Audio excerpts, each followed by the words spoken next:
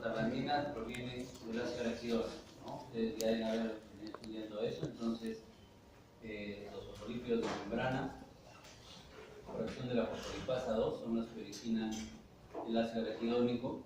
Es un icosanoide que tiene 20 carbonos, un ácido graso de 20 carbonos, que es una estructura abierta. Entonces, lo que hace la ciclooxigenasa, por eso se llama así, ciclooxigenasa, es cerrar la parte más distal del anillo, ¿no? De manera que con eso se forma una estructura cíclica, y a partir de ahí hablamos de la primera prostaglandina, que es la prostaglandina G2.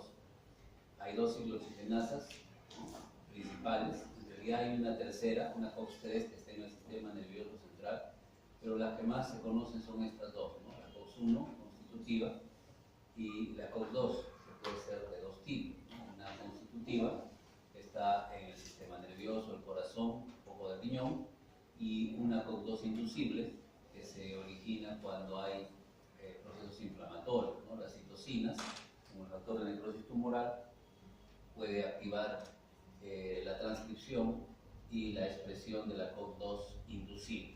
En todo caso, estamos en que las ciclooxigenasas forman los precursores de prostaglandinas. A partir de la prostaglandina H2 ya vienen sintasas específicas, la prostaciclina sintasa, ¿no?, o prostaglandina I sintasa, que da origen a la prostaciclina, o prostaglandina I2, una prostaglandina con acciones vasodilatadoras, ¿no?, una prostaglandina que tiene también efecto antiagregante plaquetario. Generalmente su segundo mensajero es el AMP cíclico. Por el otro lado está la tromboxano sintasa, que forma el tromboxano A2. En oposición a lo que hace la prostaciclina, el tromboxano A2 tiene funciones vasoconstrictoras, ¿no?, y también funciones proagregantes plaquetarias. Entonces, mientras que esto dilata, esto contrae; mientras que esto evita la agregación plaquetaria, esto lo favorece. Tiene sus receptores, vamos a ver en otra diapositiva, TP, que están relacionados con la proteína GQ, el trifosfato inositol. Las otras prostaglandinas son la prostaglandina D2, ¿no?, producida por la correspondiente sintasa; la prostaglandina E2, que es una de las que tiene más receptores, algunos son pares, algunos son impares. Los receptores se tipifican como EP, lo vamos a ver en un cuadro, que lo también un poco revisando. Y la prostaglandina F2 alfa, ¿no?, que se forma gracias a la prostaglandina F sintasa. La prostaglandina F2 alfa es esencialmente oxitóxica, constructora del músculo liso uterino. Entonces, ahí tenemos los receptores para las diferentes prostaglandinas. Para la prostaglandina I2, el receptor IP, este es el AMP cíclico, y su acción fundamental es relajar el músculo liso de la arteria, produciendo una vasodilatación. También puede reducir el calcio a nivel de la plaqueta, evitando que se produzca la agregación plaquetaria. Cuando dice flujo sanguíneo, va a aumentar el flujo sanguíneo renal. La prostaglandina D, que es un receptor DP, que también está asociado al MP cíclico, y la que tiene mayor cantidad de receptores, ¿no?, es la prostaglandina E2. También hay una E1, pero es menos importante. La E2 tiene receptores pares, que tienen que ver con AMP cíclico, y los impares, que tienen que ver con GQ o con GI, como está acá abajo, ¿no?, que al final terminan disminuyendo un poco el AMP cíclico. Entonces, estos receptores EP ayudan a producir también fenómenos de vasodilatación, pero se han relacionado sobre todo con lo que es el dolor, igual un poco que el IP. Cada vez que aumenta el AMP cíclico en el tejido nervioso, aumenta la permeabilidad al calcio. Si aumenta la permeabilidad al calcio, el nociceptor puede dejar que entre luego sodio y puede activarse la sensación de dolor. Entonces, siempre que el AMP cíclico esté en el tejido nervioso, va a favorecer la entrada de calcio, y eso al final excita la neurona. Pero si hablamos del músculo liso, en el músculo liso el AMP cíclico es relajante. Hemos mencionado algo de eso cuando vimos simpático. Entonces tiene que ver con vasodilatación, ¿no?, o con mejora del flujo sanguíneo renal. Los receptores FP son para la prostaglandina F2 alfa. Acá, FP, dijimos que está asociado esencialmente a la contracción uterina. Y los receptores TP para el tromboxano, acoplados a GQ, tanto la vasoconstricción, que se opone a la vasodilatación que hace la prostaciclina, como la agregación plaquetaria, que se opone opone a la inhibición de la agregación que hace la prostaciclina ya mencionada. Entonces, siempre ese efecto antagónico, ese equilibrio en la sangre. Prostaciclina, vasodilatadora, tromboxano, vasoconstrictor, ¿no? Prostaciclina, antiagregación plaquetaria, tromboxano, proagregante plaquetario. Tenemos aquí a la fosfolipasa 2, ¿no? Utiliza los fosfolípidos de la membrana para generar el ácido araquidónico. Y luego ¿no? es convertido, dependiendo del tipo de vía, sea por la lipoxigenasa o por la ciclooxigenasa, en los correspondientes prostaglandinas y tromboxanos. La prostaciclina es un tipo de prostaglandina, o en los leucotrienos y lipoxinas. El ácido glucosa tetraenoico también es un metabolito, pero tiene menor relevancia desde el punto de vista funcional. Lo más importante es la función proinflamatoria del leucotrieno o vasoconstrictora y algo de la lipoxina, del EPA. Entonces, esas son las dos vías que puede tomar el ácido araquidónico. Es importante porque si nosotros vamos a usar AINES, vamos a inhibir la ciclooxigenasa.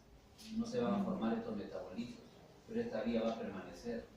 Por lo tanto, si una persona asmática usa AINES, usa naproxeno, ¿no? Diclofenaco, se va a reducir la síntesis de prostaglandinas, pero se va a potenciar la formación de leucotrienos. Hay que tener mucho cuidado cuando un asmático va a utilizar un antiinflamatorio. Paracetamol puede usar, pero el AINES puede ser riesgoso, porque se potencia la formación de leucotrienos. Entonces, cada cosa tiene su aplicación probable. En esta diapositiva tenemos la diferencia entre lo que hacen habitualmente las prostaglandinas y lo que hacen otros mediadores inflamatorios, ¿no? Normalmente la bencinina, la histamina, la serotonina, ¿no? El ácido láctico, en fin, pueden modificar la permeabilidad del nociceptor, haciendo que ingrese calcio e inmediatamente sodio y produce un estímulo directo de la terminación nerviosa. Entonces desencadenan el dolor de manera directa. En cambio, las prostaglandinas, acá está un poco su origen, ¿no? A partir de los fosfolípidos, la fosfolipasa 2, ¿no? El ácido araquidónico, actúa la ciclooxigenasa, se forman las prostaglandinas. Estas prostaglandinas más bien sensibilizan. El término sensibilizar se relaciona con el hecho de que aumente la entrada de calcio, pero no en cantidad suficiente como para que luego venga el sodio y despolarice. A veces lo ponemos un ejemplo como una quemadura solar, ¿no? Que no sea muy intensa, como cuando se va a la playa la persona y ha sufrido los efectos del sol. La piel está sensible, no está dolorida, pero hay una sensación de incomodidad. El roce de la camisa, ¿no? El roce de la ropa, o una palmadita de alguien que quiere fastidiar, ¿no? Hace que en ese momento aparezca el dolor, ¿no? Entonces, en ese caso estamos hablando de sensibilización. Entonces, no es lo mismo estimular que sensibilizar. Aquí la entrada de iones es lo suficientemente grande como para producir una despolarización. Entonces, definitivamente, la transmisión al asta posterior y de ahí a la médula espinal se traduce como dolor. Cuando dice C o A delta se refiere al tipo de fibra, ¿no? Las fibras C son para el dolor visceral, como un cólico, y las fibras A delta son para el dolor rápido, ¿no? El dolor somático, como el de un golpe o una quemadura, ¿no? Un corte. Entonces, eso es la velocidad de la transmisión. Pero la diferencia acá está en que las prostaglandinas normalmente no desencadenan directamente el dolor, pero sí modifican el umbral para que otros estímulos mecánicos o químicos, puede ser que haya acidez o alguna cosa, un aumento de potasio extracelular, desencadenen ya la producción de dolor. Es un poco la diferencia. La transmisión del dolor, ustedes recordarán o sabrán que el dolor desde un nociceptor puede ser la piel, puede ser el intestino, ¿no? Puede ser una arteria, puede ser un músculo, una articulación, en fin, desde el nociceptor, del tejido periférico, llega al asta posterior de la médula espinal. Ahí hace sinapsis con una segunda neurona que se cruza al otro lado y sube por la vía espino-talámica, llega hasta el tálamo y de ahí se va a la corteza. Esa es la vía de información del dolor. Entonces, esta es la primera neurona, la que viene de la piel, digamos, la que viene del intestino y llega al asta posterior. Y hace sinapsis con una segunda que se cruza y sube hacia la corteza. Entonces, ¿qué es lo que queremos acá apreciar? Hay varias cosas, pero a nosotros nos interesa la parte relacionada con las prostaglandinas. podemos ver que en las astas posteriores de la médula espinal, a nivel de la segunda neurona, hay una COX-2 que puede ser estimulada. Es una COX-2 constitutiva, pero puede estar siendo estimulada por la frecuencia con la que llegan los estímulos desde la primera neurona. Entonces esta COX-2 va a formar prostaglandina E2 y esa va a actuar en sus receptores EP, ¿no? De manera de que se active la entrada de calcio, se active la entrada de sodio, ¿no? Y este aumento de calcio y de sodio va a facilitar entonces la excitación de esta neurona. Entonces, la que viene de la piel lo está estimulando, ¿no? Acá se libera glutamato, acá hay receptores para glutamato. La que viene de la piel está estimulando la segunda, pero la estimulación puede verse potenciada por la acción de las prostaglandinas. Entonces, cuando se usan AINES, parte del efecto del AINES es en la médula espinal o a nivel del tálamo. Una parte del efecto, obviamente, es aquí, a nivel periférico, en la piel que está cortada, golpeada o quemada, ¿no? Ahí hay una parte del efecto del AINES, pero la otra parte se da en las astas posteriores de la médula espinal, ¿no? Y también hay un efecto inhibidor de las prostaglandinas que facilitan la transmisión del dolor. Acá podemos ver otros receptores. Cuando el dolor es muy intenso, ¿no? Un dolor muy severo, un dolor de una neoplasia, de un cáncer, puede ser que los estímulos sean muy potentes, muy poderosos. Entonces hay que usar opioides, hay que usar medicamentos como el tramadol o la morfina o el fentanilo para bloquear la transmisión del dolor. El dolor es demasiado intenso, no va a ser suficiente con el AINES, ¿no? Entonces eso más o menos para ver la ubicación que tiene la ciclocitinasa y su importancia en el asta posterior de la médula espinal. Cuando habla de interneurona inhibitoria se refiere a que esta sinapsis y sobre todo la segunda neurona puede ser inhibida por una que libera GABA o glicina, que aumentan la negatividad de la neurona. O sea, siempre hay modulaciones inhibitorias y a veces excitatorias sobre determinadas vías. En este caso, parte de la modulación puede ser GABAergica. En cuanto a la fiebre, sabemos que la presencia de bacterias, la presencia de infecciones, ¿no? Generan una respuesta inmunitaria, ¿no? Este macrófago, ¿no? Fagocitando a la bacteria, el lipopolisacárido va a inducir en células dendríticas o los macrófagos que generen la producción de citoquinas, ¿no? Fundamentalmente la interleucina 1, ¿no? Sabemos que se va al hipotálamo, al área preóptica, ¿no? El núcleo ahí que va a recibir a la interleucina, que es la interleucina 1, y que va a activar a la COX-2 constitutiva. Al activarse la COX-2 constitutiva del sistema nervioso, se forma prostaglandina E2, actúa en su receptor EP3, y eso va a hacer que haya una respuesta adrenérgica, ¿no? Que se produzca vasoconstricción periférica, lo cual da la sensación de escalofríos, que aumente la contracción de los músculos esqueléticos, lo cual se llama tiritar, ¿no?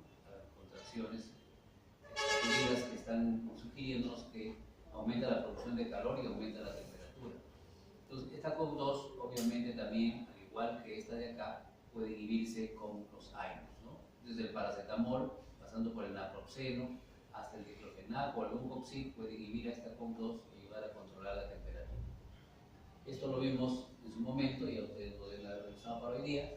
Entonces, sabemos que cuando el tromboxano A2 se forma a partir del ácido araquidónico por una COX-1 constitutiva, ese tromboxano A2, actuando en su receptor TP, va a activar las plaquetas. Activar una plaqueta es hacer que se exprese la glucoproteína 2B3A, y esa expresión permite que se utilice el fibrinógeno como un adherente, como una goma que atrae y agrupa a las plaquetas, ¿no? De tal manera que hay una agregación plaquetaria mediada por el tromboxano A2 y la expresión de la glucoproteína 2B3A.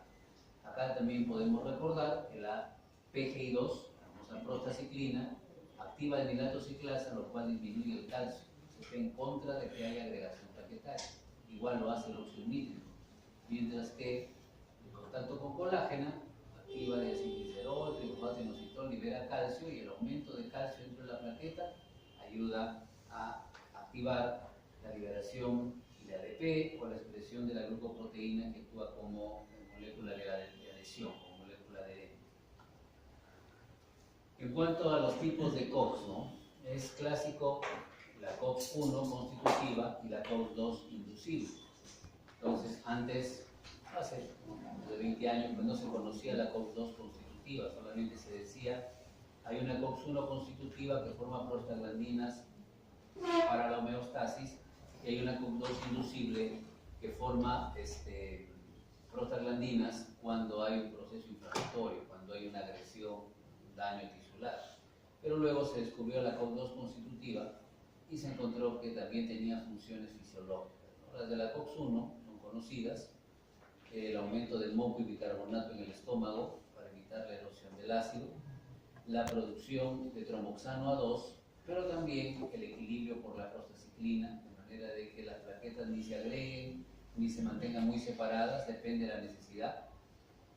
Entonces la regulación de la hemostasia, ¿no? La prevención del sangrado tiene que ver un poco con la COX-1 constitutiva, la vasodilatación general para que la presión esté lo suficientemente ajustada para una perfusión tisular apropiada, ¿no? Que no baje demasiado, pero que si hay una vasodilatación razonable, y el flujo sanguíneo renal, ¿no? Aparte de la reabsorción de un poco de sodio. Todo esto son funciones fisiológicas de la COX-1 constitutiva.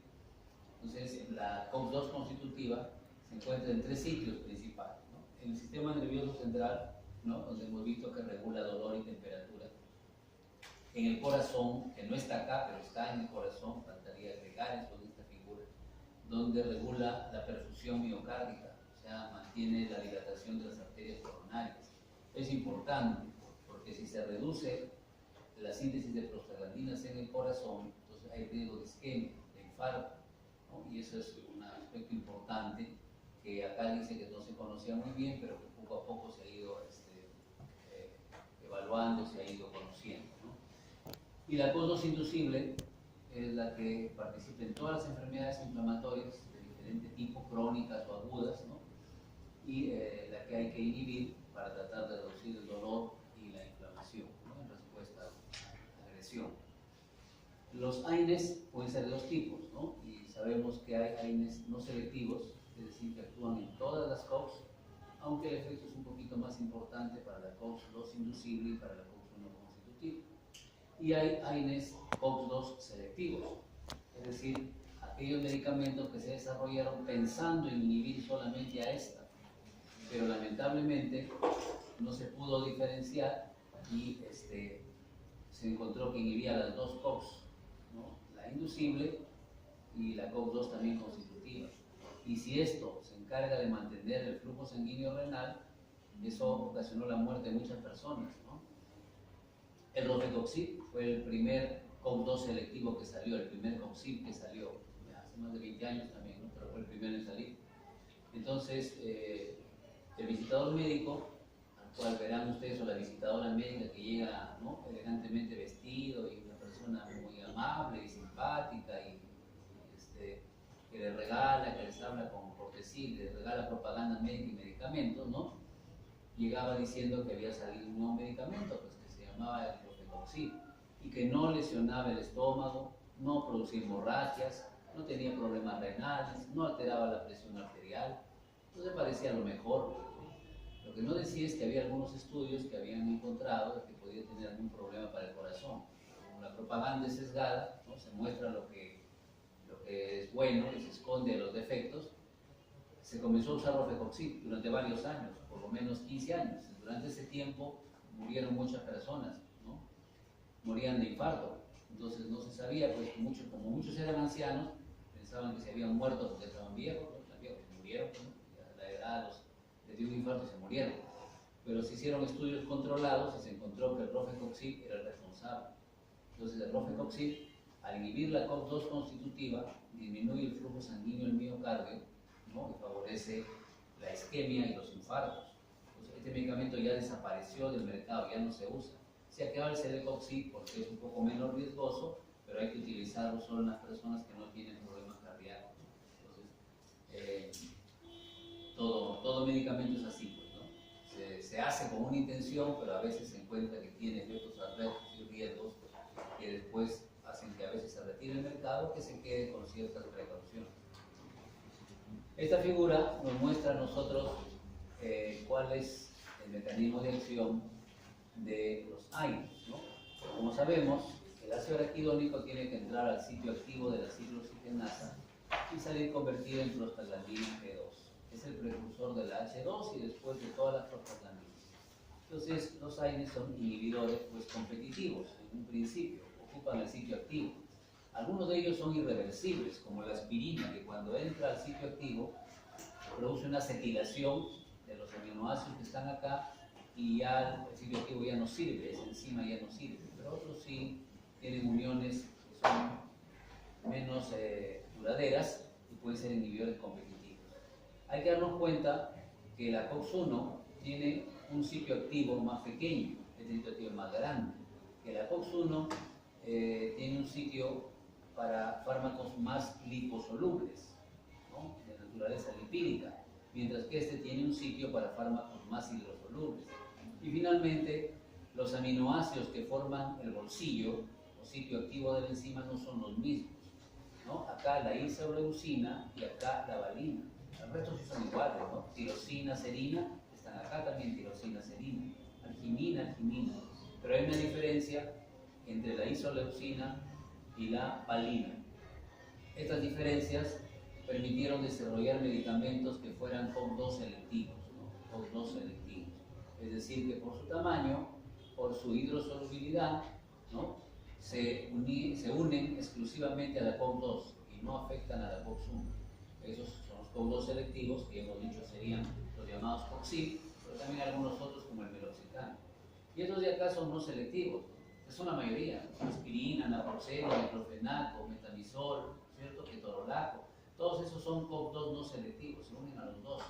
Tienen más riesgo de los problemas que se han dicho acá, pero no siempre eso es un perjuicio, como vamos a ver. Mientras no sean muy extremos, creo que el término dice a los extremos siempre es malo, se dice, mientras no se desplacen demasiado los extremos, entonces los medicamentos pueden tener un riesgo aceptable.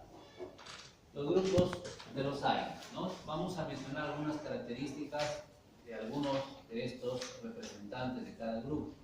Por ejemplo, todos actúan igual, obvio que todos actúan de esta misma forma, pero la aspirina o ácido acetil salicílico es un medicamento que es gastrolesivo. Entonces tiene una selectividad COX-1 un poco alta. Eso quiere decir de que ya no se usa para el dolor, la fiebre. ¿Para qué ha quedado casi en todos los casos la aspirina como antiagregante plaquetario? Si alguien tiene dolor, es preferible tomar paracetamol, ¿no? Si alguien tiene fiebre, paracetamol o metamizol. Si alguien tiene inflamación, bueno, diclofenaco, ¿no? Ketorolaco, un ibuprofeno, un naproxeno. Pero la aspirina de 100 miligramos prácticamente ha quedado solo para su efecto antiagregante plaquetario, porque a dosis altas o terapéuticas inclusive es muy gastrolesivo, ¿no? Produce mucha molestia gástrica. En contraposición, el paracetamol no es un AINES, ¿no? ¿Qué significa AINES? ¿Qué significa el término AINES? Antiinflamatorio no esteroideo, no esteroideo. Entonces, el paracetamol no es antiinflamatorio. Si no es antiinflamatorio ya no es AINES, porque el término AINES viene de antiinflamatorio. El paracetamol solamente es un analgésico y un antipirético. ¿Por qué no es antiinflamatorio? Porque en los sitios donde hay pH bajo, pH ácido o muchos radicales libres, el paracetamol pierde su eficacia. Entonces, para corregir una inflamación no es bueno, no tiene actividad. Pero para aliviar el dolor y la fiebre sí tiene una eficacia aceptable, ¿no? Razonable, mientras no sea muy intenso. Lo bueno es que no produce lesión gástrica, tiene esa ventaja de que no produce las erosiones que produce la aspirina, por ejemplo, la irritación, la gastritis no lo produce. Lo malo es que produce hepatotoxicidad, hepatotoxicidad, puede dañar el hígado, sobre todo con dosis altas, ¿no? Los casos más frecuentes son de niños, ¿no? Los niños hay jarabe de paracetamol, les conocen Panadol infantil, por supuesto que es un jarabe rosado que es dulce, pues, ¿no? Y al niño para que lo tome se le dice que ese es dulce. Se descuidan los padres y el niño se lo toma todo el frasco, entonces ahí viene el problema, las dosis altas pueden generar hepatotoxicidad. Tenemos metamizol sódico, no tenemos metamizol magnésico. Aunque diga magnésico es una referencia europea, metamizol sódico, ¿no? El metamizol es parecido al paracetamol, ¿no? Se usa para los mismos fines, ¿no? Viene como Reprimán, Novalgina, ¿no? Un nombre más o menos tiene. Se usa desde pacientes pediátricos hasta ancianos. Es un medicamento que no es muy gastrolesivo. Aparentemente es algo más potente como analgésico y antipirético que el paracetamol y tiene un débil efecto antiinflamatorio. ¿Cuál es el problema con el metamizol? Que en pacientes de raza blanca pura, no latinos, generalmente pues europeos, escandinavos, no sé, países donde Dinamarca, ¿no?, tienen una línea genética de blanca pura o más pura, produce granulocitosis y depresión de la médula ósea. Entonces, los norteamericanos no usan casi metamizol, los europeos tampoco. En América Latina, en cambio, se usa cada rato, vienen gotas, en ampollas, en jarabe, a todo el mundo le pone metamizol, tiene un efecto antiespasmódico, además es útil en los cólicos. A nosotros no nos produce la granulocitosis o la depresión de médula ósea porque somos mestizos, pues esta es una reacción relacionada con la raza, es una reacción idiosincrática. Entonces, eso lo convierte en un medicamento útil para nosotros, pero no para otras latitudes, ¿no?, como analgésico y antipirético, débil efecto antiinflamatorio. El diclofenaco, derivado del ácido acético, es uno de los más usados en los problemas osteoarticulares, ¿no?, sobre todo las personas que ya con la edad comienzan a tener dolores en los codos, las rodillas, los tobillos, ¿no? Entonces, o que han sufrido un traumatismo un poquito intenso, a veces practicando deporte, ¿no?, 15, ahí, entonces diclofenaco penetra razonablemente al líquido sinovial, tiene una duración ahí más o menos prolongada, es un buen antiinflamatorio, se caracteriza por ser un buen antiinflamatorio, un analgésico aceptable, un antipirético moderado. Entonces básicamente es antiinflamatorio, analgésico, ¿no?, característica del diclofenaco.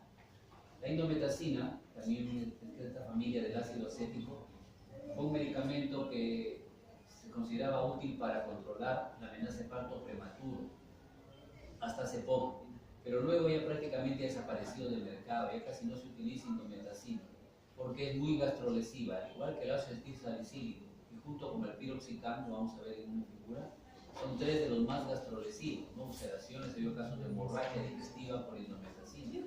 Entonces ya son medicamentos que se han retirado por sus efectos adversos, ¿no?, ha quedado simplemente como un nombre que tuvo utilidad en su momento, ¿no? Repito, se aplicaba para la amenaza de parto prematuro porque al inhibir las prostaglandinas disminuían las contracciones uterinas.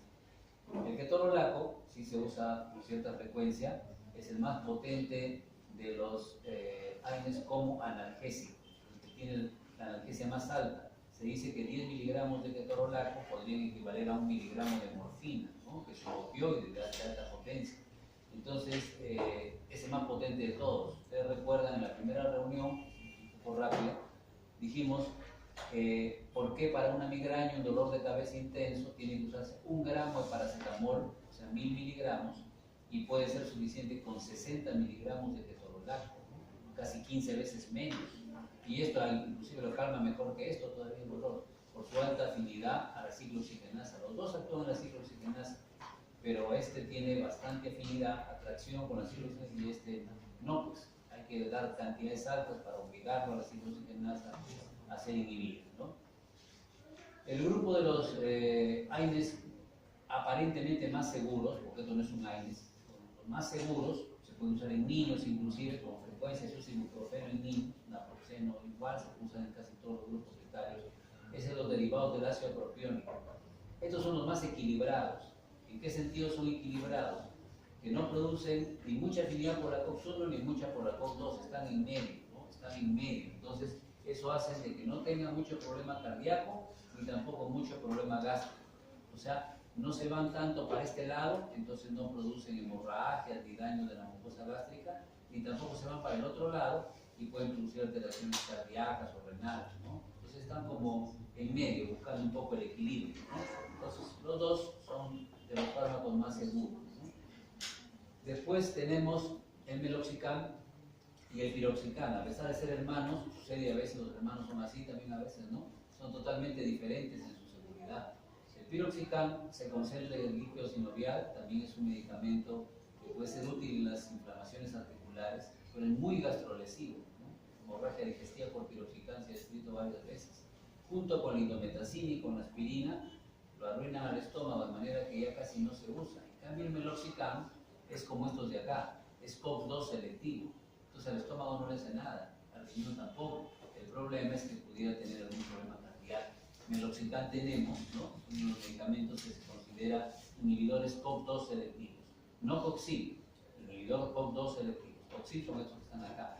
Este también inhibe a la COX-2 solamente, pero no se llama COXIB, es un meloxicam, es un grupo diferente. Entonces, son, digamos, a pesar de ser de la misma familia, tienen propiedades diferentes.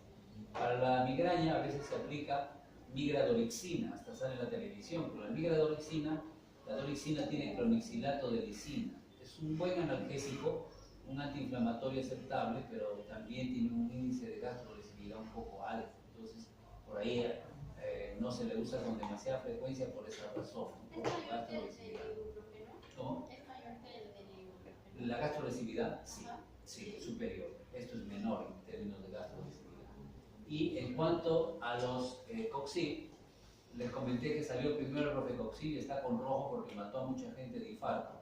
Surgió el Celecoxib y con ese nos hemos quedado. No quiere decir que no es riesgoso, quiere decir que cuando se le va a una persona joven como ustedes, por ejemplo, y no tiene ningún problema cardíaco, puede usarlo, ¿no? O sea, la posibilidad de que le dé un infarto es muy baja.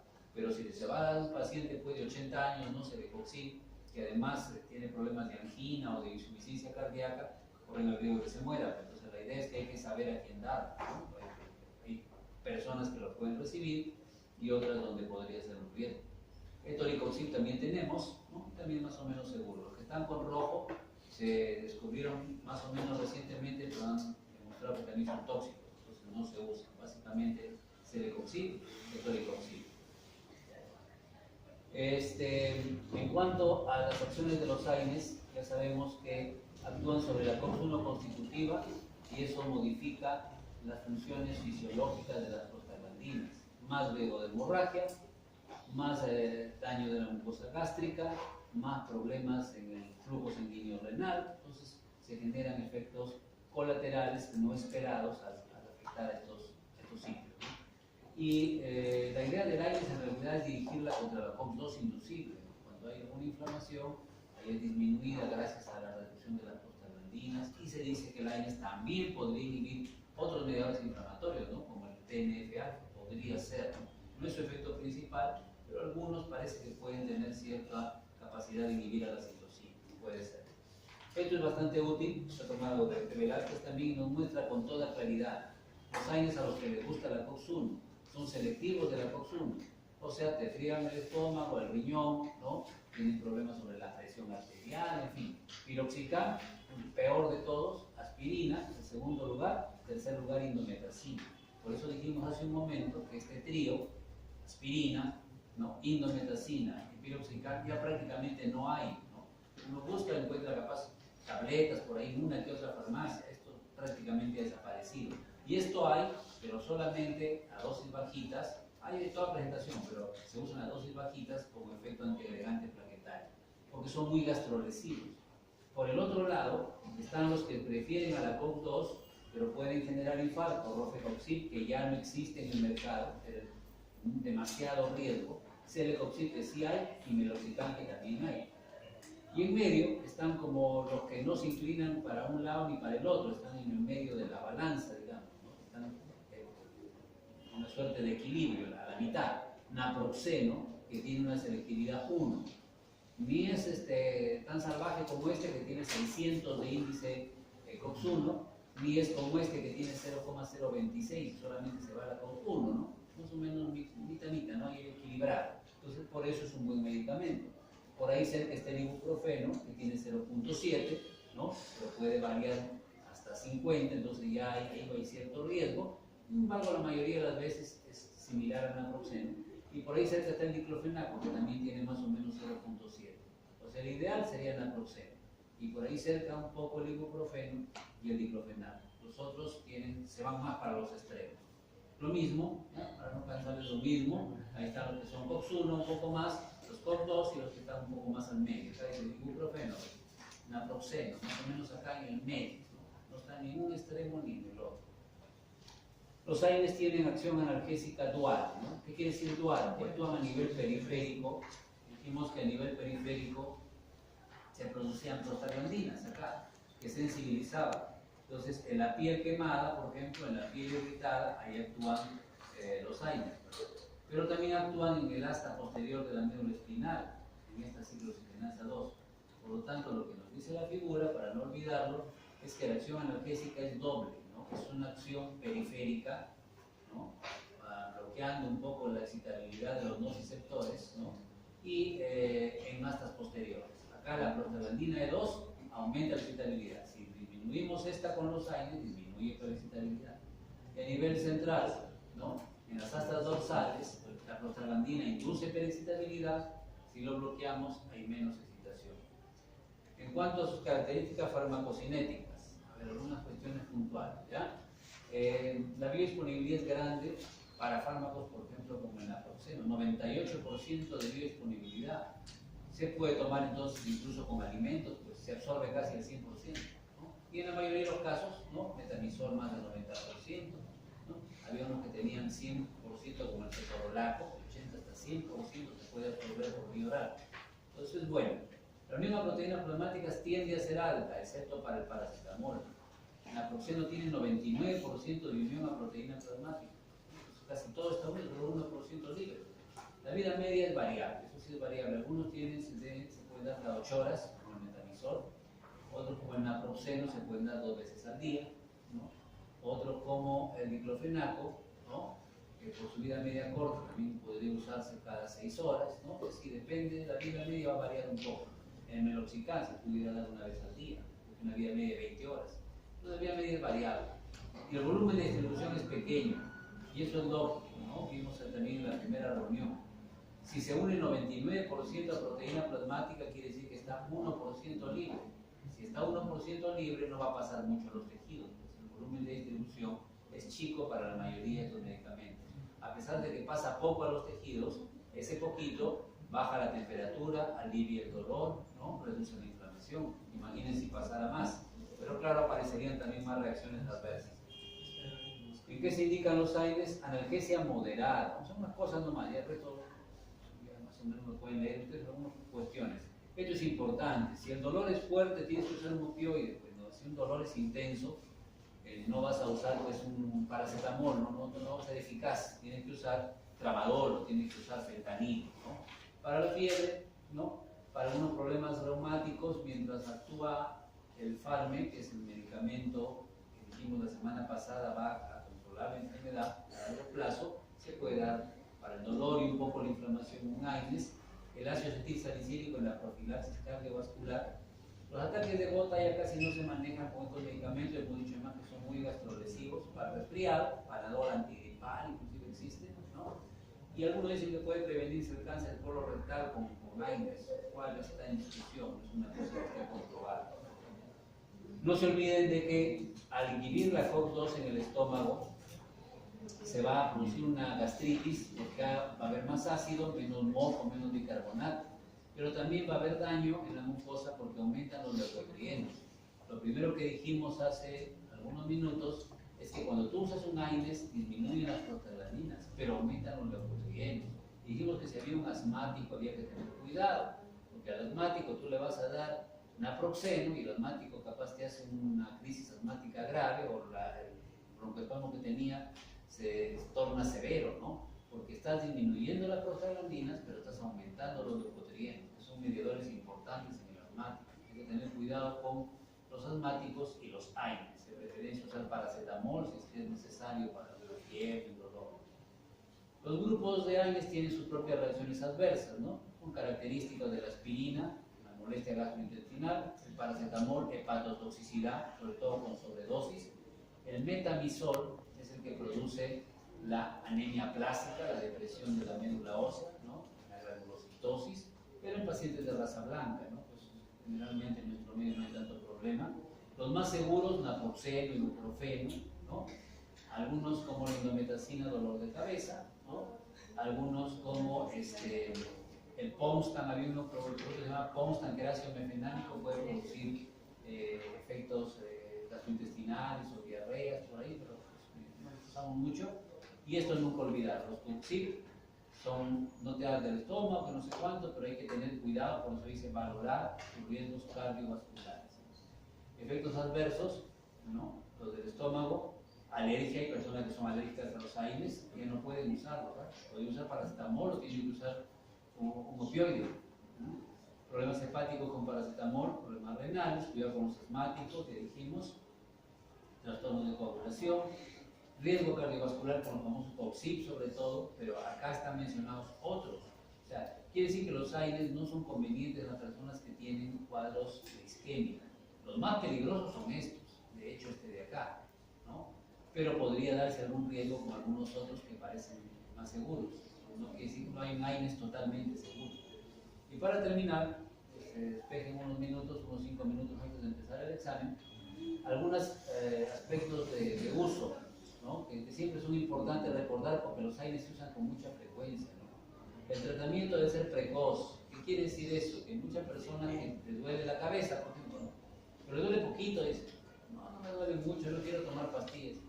Si me duele más, tomo. Esa es una cuestión medio absurda, ¿no? Si está produciéndose prostaglandinas, si te duele bastante la cabeza, esperas a que te duela bastante. Cuando tomas la pastilla, inhibe la ciclooxigenasa, pero ya se formó un montón de prostaglandinas. Ya no te va a calmar, ¿no? Ya no vas a decir, no sirve, esta pastilla no sirve. No es que no sirva, sino que has esperado a que el dolor aumente mucho, haya gran cantidad de prostaglandinas, y no le importa que bloquee la ciclooxigenasa, hay tanta prostaglandina de que ya así lo bloquees a la COX, no te va a calmar el dolor de cabeza, ¿ya? Entonces no hay que esperar a que los síntomas remitan de manera espontánea, no hay que hacer eso porque el tratamiento puede fallar. Otra cosa, no es lo mismo darle a un niño, ¿no?, un AINES que darle a un viejo, ¿no?, que darle a un adulto, que a un joven. Y tampoco es lo mismo darle a una persona que es, entre comillas, nerviosa, que todo le duele, ¿no?, que no soporta ni un pinchazo, ¿no?, y realmente tiene baja sensibilidad al dolor, es muy cobarde, entre comillas, para el dolor, que darle a una persona que es más estoica, con algunos que se han quemado, se han golpeado y están tranquilos, que no te duele, y yo me muero si me pasa eso, dicen a veces las chicas, pero es así, pero hay gente que tolera mejor el dolor, no siente tanto el dolor, y hay otros que tienen mucha sensibilidad dolorosa, esto también varía. Se debe dar la menor dosis que resulte eficaz, ¿no? Ahora, siempre es conveniente dar de forma pautada. ¿Qué quiere decir pautada? Indicar que tome a cada 8 horas, ¿no? A tal hora tomas, luego a tal hora, luego a tal hora. No a demanda, porque esto favorece la toxicidad. A veces se dice, y los farmacéuticos, aunque esté mal decirlo, pero a veces hacen eso. Si van a la farmacia, la persona dice que tomo, me duele la cabeza, toma migradorexina. Y si me duele, bueno, vuelves a tomar, pues no, toma otra, no sé cuándo. Entonces toma una, no le calma, toma otra y se intoxica pues, con el medicamento, ¿no? Entonces cada medicamento tiene su intervalo y eso hay que respetar, ¿no? La idea es usarlo de preferencia por vía oral, pero también hay algunos que vienen en ampollas, diclofenaco, metamizol, ketorolaco, ¿no?, para una acción un poco más rápida. Es conveniente usar una escalera analgésica, se llama también escala visual analógica. Es una tira donde hay una carita feliz al principio y una cara de sufrimiento al final, ¿no? Entonces se le pedía a la persona que diga como cuánto es el dolor, ¿no? Como la carita feliz, como la carita que está un poco asustada, como la carita que da un rostro de que está sudando por la severidad del dolor. Y de acuerdo a eso se ve qué AINES o qué analgésico se va a utilizar, ¿no? Siempre hay que tratar de investigar cuál es la causa del dolor. Ustedes saben, seguramente, veo muchas oportunidades en que la gente ha ido hasta emergencia por un cólico abdominal, le han dado un AINES, que ahora en las farmacias, y después ha resultado con peritonitis, apendicitis, algunos se han muerto, pues, ¿no?, porque le han calmado el dolor, pero el apéndice se ha perforado. En esos casos hay un montón, ¿no? Y van a seguir habiendo si es que se abusa del medicamento sin saber por qué es el dolor. Igual, hemorragia subaracnoidea. Hay gente con un dolor terrible de cabeza. Antes tenido, no, primera vez, me duele muy fuerte, ¿no? Toma, dice, no, migradorexina, y se murió, pues, ¿no? Dime, Monique, dime. Sí, pero voy a dar 5 minutos a los chicos. Dentro de 5 minutos más o menos. Sí, pero ¿sabes qué? Voy a ver si usted viene mucho entero. ¿Dónde estás? Te llamo, ¿qué dices?